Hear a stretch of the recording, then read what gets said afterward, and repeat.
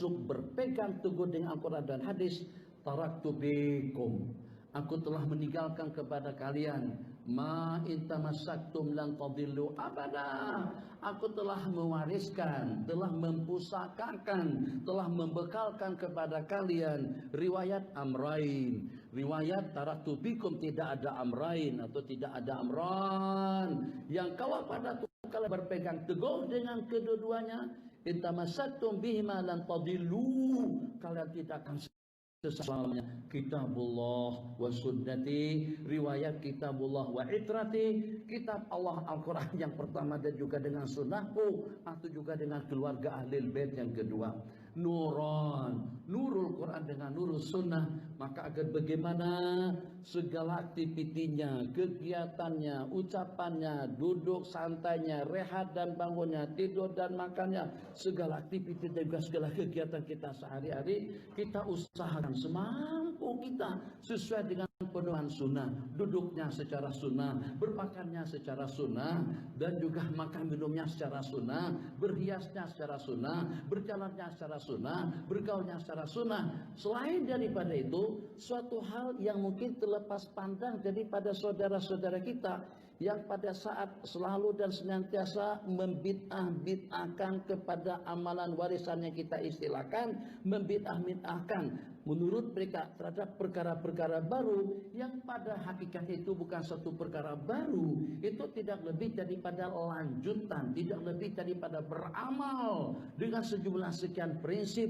dengan sejumlah sekian dalil, dan juga daripada sejumlah sekian sumber hukum yang dengan sumber tersebut berasalkan daripada Al-Quran dan hadis.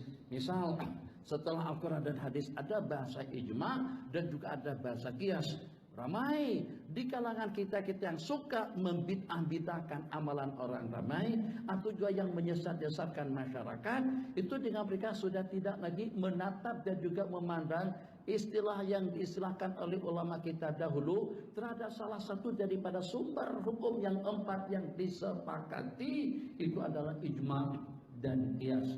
Sejak daripada dini, sejak daripada awal lagi, dengan baginda Rasulullah SAW mendidik para sahabat agar dengan mereka tidak hanya setakat dengan kita beramal dengan pedoman yang pasti daripada Al-Quran dan hadis, tapi juga dengan kita disuruh beramal dengan menggunakan rasional, dengan menggunakan akal, dengan menggunakan kias, dengan menggunakan pikiran.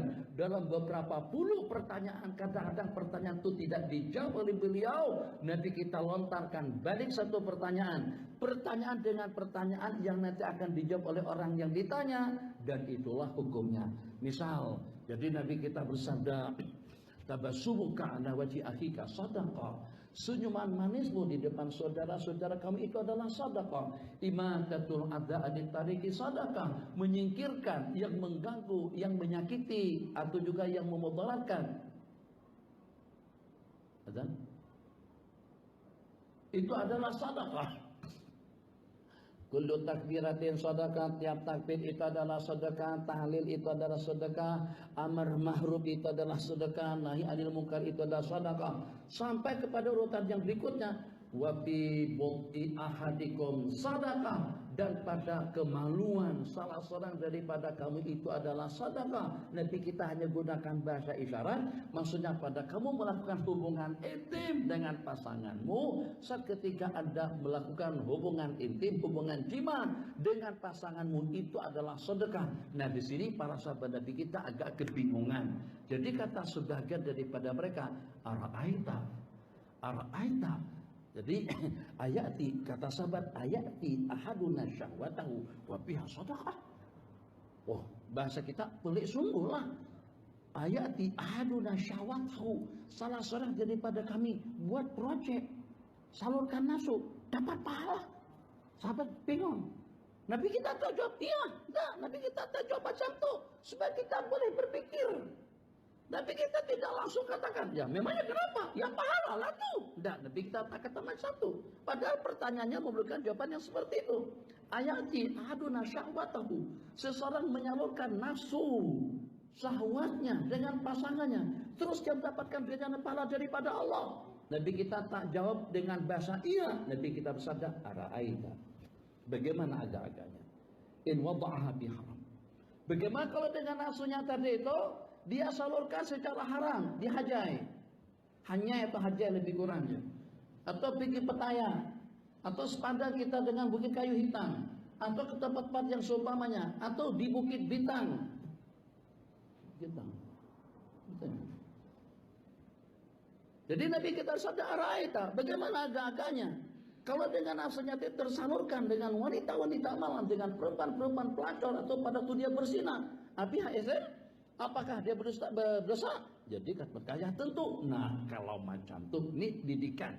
Awal lagi Nabi kita didikan para sahabat untuk menggunakan rasional, untuk menggunakan kias yang sebagian daripada mereka dengan semudahnya, dengan begitu mudahnya membid'ahkan, menyesatkan orang-orang ramai karena tidak ingin membuat perbandingan yang semacam itu. Nah kalau seperti itu hakikatnya, sebagaimana berdosa kalau hubungan itu berlangsung secara haram, tentu dan pasti kita akan mendapatkan ganjaran pahala dan sedekah saat ketika berlangsung secara halal dan sesuai dengan pedoman hukum hakam.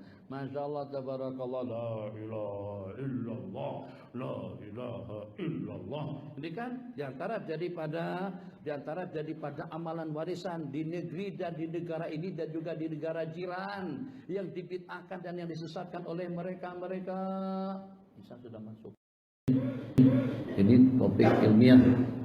Jadi dengan kita akan hubung kaitkan perbincangan dan pergaulan kita dengan dalil-dalil qat'i, baik itu daripada Al-Quran atau juga daripada hadis-hadis Rasulullah SAW.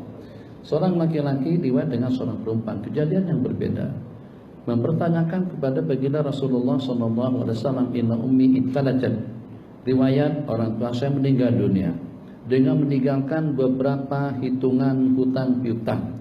Apakah dibenarkan untuk aku membayarkannya? Nabi kita tak kata iya, baguslah, bayarkanlah. Selesai. Kalau hutang piutang mak ayah kamu, tak. Nabi kita tak kata seperti itu. Jadi dengan pertanyaan yang jelas, bagaimana dengan orang tuaku yang sudah meninggal dunia dengan membeban, dengan meninggalkan kewajiban hutang piutang yang tidak terbayar? Apakah aku boleh membayarkannya? Nabi kita dengan jawaban seperti ini, Ara'aita, riwayat Ara'aiti, macam mana menurut ente? Macam mana menurut kamu? Bagaimana menurut anda? Kalau seandainya dengan mak kandungmu ada pinjaman hutang piutang tersilap, bagaimana pada saat ketika mak kandungku meninggal dunia dengan meninggalkan beberapa kewajiban puasa?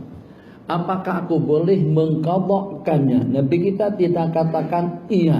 Nabi kita bersabda ara'aiti, kalau seandainya laukanat ala ummiki dain, bagaimana kalau mak kamu ada pinjaman hutang piutang? Apakah kamu akan membayarkannya, akan menjelaskannya? Ya tentu ya Rasulullah. Nabi kita bersabda fadainullah yahaqqu bil qadha, maka hutang mak kamu dengan Allah itu lebih patut, lebih pantas dan juga lebih wajar untuk anda tunaikan, untuk anda lunasi atau juga untuk anda jelaskan. Ini juga diantara daripada panduan dan bimbingan daripada baginda untuk